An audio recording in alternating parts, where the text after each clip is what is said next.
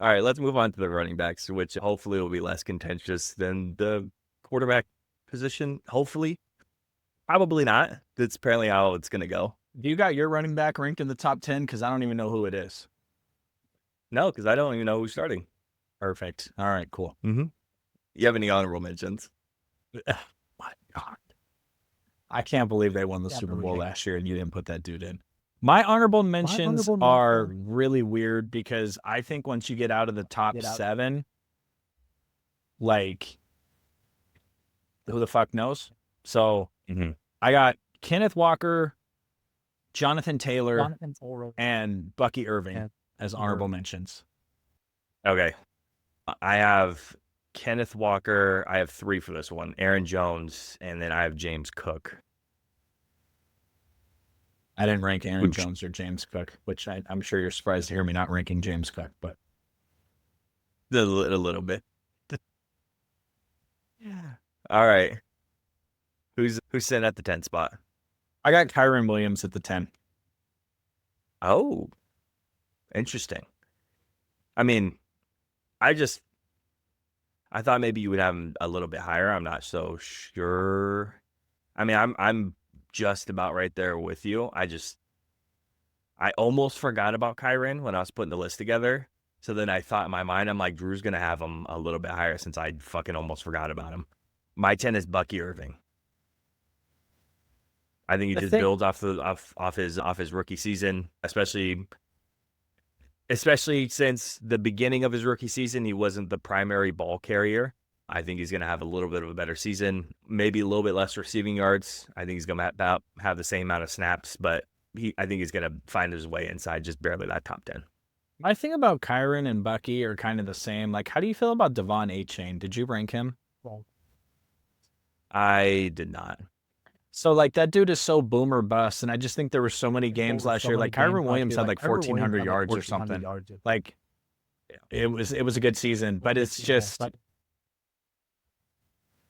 I mean, I don't know. I could be completely wrong on this one, but the same thing with Bucky Irving. Like, he was good last year, but it's just to be consistently elite, to be a top 10 NFL running back. Like, there's players that do it. They do a top 5 season, and then they never get close to that ever again. You know, Devon H Chain a couple years ago was on fire, and then last year it was just like, okay, hashtag Peyton Hillis. You know what I mean? Like, it's just you have these huge years, and then you don't. So Bucky Irving is kind of like on the lookout for me. Kyron Williams is kind of on the lookout for me for that. So yeah, I'm not that far off with you when it comes to Kyron. I have him at 9. You know, it's an impressive season, 1,300 yards, 14 touchdowns, and he's been impressive. And he definitely vultures away all of the goal line carries. So his touchdown numbers are, I think, a little bit inflated. Then I think there were some carries that happened during the season that then he came in just for the touchdown type situation, which I know fantasy owners probably love that one, whether you're on one side or the other. But yeah, I have him right there at the 9. I almost forgot about him completely until I was re-looking over some of my lists today, and I realized I didn't have him, a 1,300-yard running back. Almost completely missed him off the list. So yeah, I placed him at 9. I feel like my 5 are pretty solidified, my top 5, and then I feel like 6 through 8 can be shifted, and then my 9 and 10 is just guys I think that could be sitting there still. Like I said, Kyron's at that 9 spot. Who do you have? Devon. Okay. Just for one simple reason, he led running backs in receiving yards last year. What was he at? Over 500. Yeah, I was going to say, Jameer had 517, so it had to been even more than that. Yeah. Yeah. So he'll probably be somewhere around the 1,000 all purpose. I'm just so worried about his health that I'm not so sure how healthy he could stay for an entire season is one of my biggest concerns. In the boom or bust thing, it's either he's going to be inside the top 10 or he's going to be outside the top 20 for a season is where I think he could definitely sit.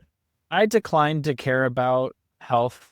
Simply put, like, I'm ranking CMC on this list.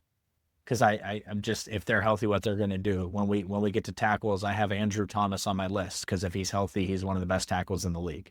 He hasn't been healthy in a couple of years now, but so I'm not going to go into a season predicting injuries for players. I don't like to do that, and I don't think that's any fun. So, and he led like I said, he led wide receivers last year. I'm sorry, he led running backs in receiving yards last year. And if the Dolphins are going to be any good this year, Tyreek Hill and Devon H Chain have to have huge years. So, yeah, I'm right there with you. Who you got at 8? Number 8. I have Genty at 8. Okay. He was my number 2 ranked player coming out of college, just bar none. One of 2 players on my grading system that got a 90 plus. Mason Graham was the number 1 and Ashton Genty was the number 2.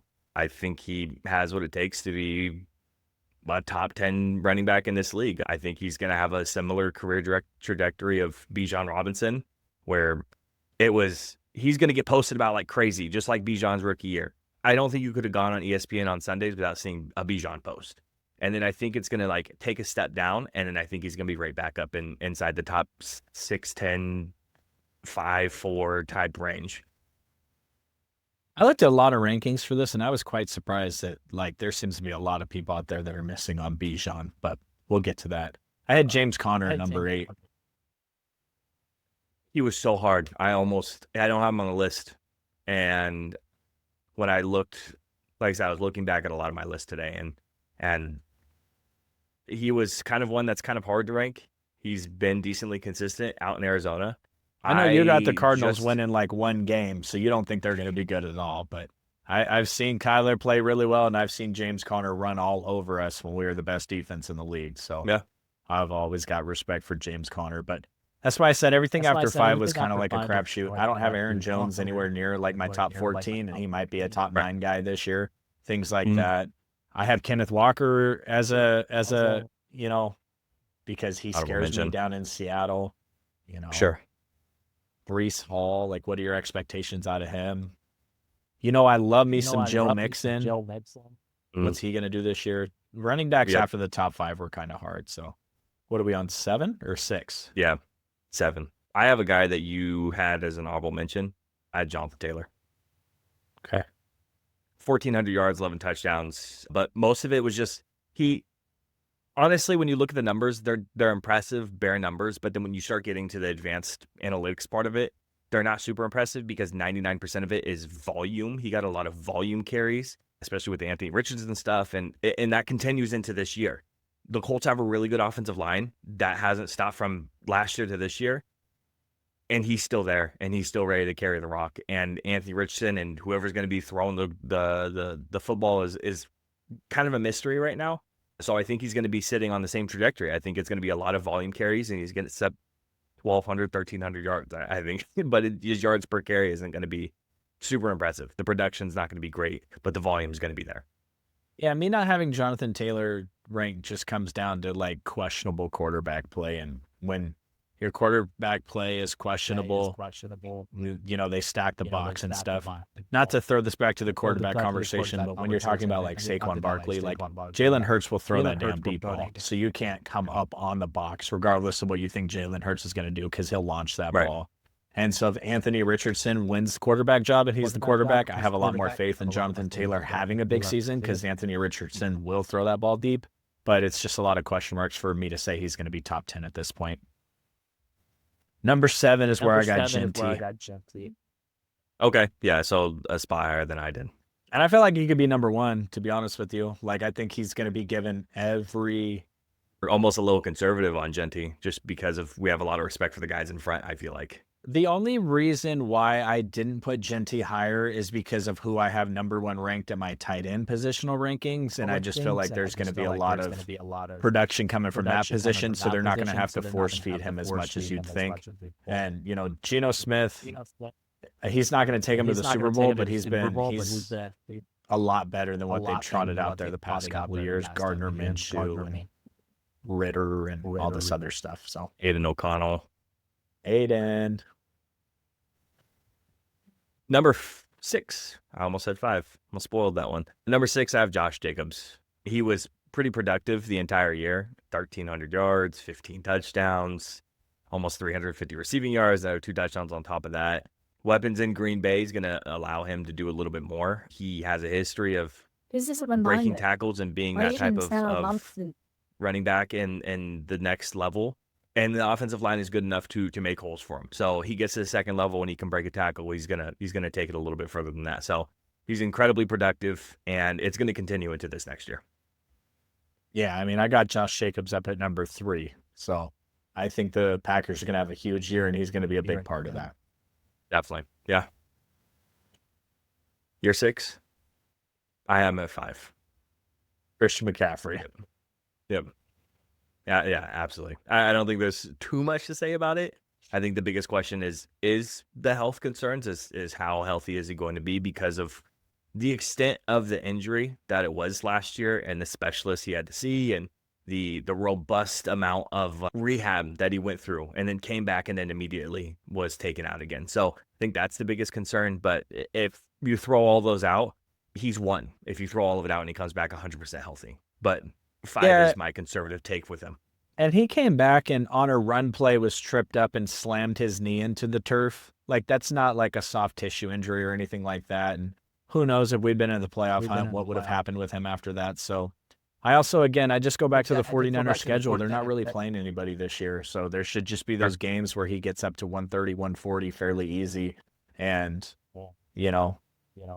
if he averages 100 yards and a touchdown a game, which isn't, you only have to average 80 yards a game now to break 1,000 yards. That's gonna put him up there. So I had him at number 6. You give me your number 5? Yeah, CMC. Yeah, I got Jahmyr Gibbs. He's higher for me. Yeah, I mean, if you take away, what do they call him? Smash and Dash or Thunder and Lightning or whatever. Sonic and Knuckles. Yeah, I mean, I like Jahmyr Gibbs a lot. I really do. He's one of those players where you hand him the ball on any snap, and he's a big play. And he also was second this year in receiving yards for the back position. I just think that my top 2 are locked in. He can't crack that. And then my number 3, obviously being Josh Jacobs, just expecting. I just think when you have huge seasons, it's like the Kobe Bryant effect, right? Like Steve Nash won 2 MVPs that he didn't deserve because Kobe Bryant probably should have won those, but it's like, and we got to vote for somebody else. So when you see a player like Jahmyr Gibbs, he's having good season after good season after good season. If Josh Jacobs bursts on the scene and does something huge, it'll look more impressive to us. Yeah, sure. Number 4, well, just looking at your list, we might be lockstep on this one. Who you got? Derrick Henry. I'm a little higher with him. You got Henry at 4? I have Henry at 4. Yep. He's still going to be very, very good. He's 1,900 yards is fucking nuts. When he's already rushed for 2,000 in his career, in my head, it's like, he can't do 1,900 again, can he? 1,800 again? That's a lot. That's a lot of fucking yards. So for me, it's I think he's still going to crack 1,400 pretty comfortably. I think it's going to be another big year for a lot of running backs because of the quality of running back that you have inside that top 5, 6 running backs. I think there's going to be a lot of big numbers once again. I don't know about another 2,000-yard rusher, but there's going to be a lot of really good running backs again. Yeah, Derrick Henry had 2. He's getting up there in age, and he still led the league last year in forced missed tackles. That's not really something that falls off. Like 7 or 8 missed tackles or something like that. Wasn't it like Jacobs at 35 and then hit at like 42 or something? I'm like, I looked that up today too. I'm like, holy shit, damn, dude. That's a stat to me that that stat's gonna have to fall off big time before we talk about him. Assuming he stays healthy. Plus, the thing is Jahmyr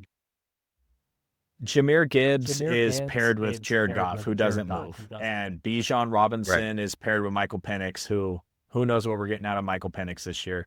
Saquon Barkley and Jalen Hurts, right? So at number 4, I got Bijan, right? Mm-hmm. And the reason why I ranked these running backs the way I did, 1, 2, and 3, is I'm spoiling the segment, but I'll just go with my point. I got Saquon at 1, Derrick Henry at 2, Josh Jacobs at 3. Because if you just look at the quarterbacks that they're paired up with, what are you doing when they get to that mesh point? What are you doing when they're flexing into that zone read game? Like, which one are you keying in on? Are you keying in on Lamar, Derrick Henry, or keying in on Jalen Hurts? Or, and I know that Jordan Love is not your prototypical, like, take off 40-yard dash quarterback, but he sure as shit runs around behind that pocket a lot to find the pass he wants to make. So, I don't know. I mean, honestly, top 5 that we've all talked about, they could be. I'm not as passionate about the top 5 on these as I was about the quarterbacks, but they could come in any type of ranking. But after the year Saquon had last year, I'm not going to take him off that top spot. Yeah. The Derrick Henry at 4 for me. Like I said, a lot of the age stuff. It's like, he can't do it again, can he? Bijan at 3. He's going to continue to produce at about roughly the same level that he's been at. 1,400 yards, 14 touchdowns, 430 receiving yards. I think he's going to be just about in the same type of place. I have Jahmyr Gibbs at 2, 250 carries last year, and I know a lot of that has to do with his partner in crime being out for most of the year. But I think with him being out, I think it gave Gibbs the opportunity to solidify his starting spot. I don't know if he's going to hit that 16 touchdowns he did on the ground this year. I think it could be up to half of that, but I think he's going to be still incredibly productive out of the backfield, potentially lead all backs in receiving yards. And like I said, I still think he's going to lead that running back room. Unlike before, when he wasn't, he was the number 2 change of pace back. With him going out, I think it changed everything. And obviously Saquon at 1. What? As soon as I said Saquon at 1, man, I swear to God, I put any Eagles in the top 10, you're gonna say something. There's this hella funny clip of Lil Wayne. I don't know if you've ever seen it, but he's sitting there talking about rapper rankings. And the guy is telling him the rankings. He's like, all right, cool. And he goes, at number 4, Gucci. And is that Gucci? Lil Wayne goes, damn, Gucci? Like Gucci Mane? Gucci Mane over, I forget what he says. It might have been Eminem or something, but he's like, Gucci Mane? And he's like, yeah. And he's like, shout out Gucci. Shout out Gucci. You know what I mean? Like, that's what I feel right now. I just want to give you, like, shout out Dak Prescott. Like, I guess. Whatever. Here we are. Oh, my gosh. All right. So, I mean, yeah, we're there. I mean, the running backs are cool. Let's see. What I really want to see is how high on your top 10 list you got Christian Watson on the wide receiver list.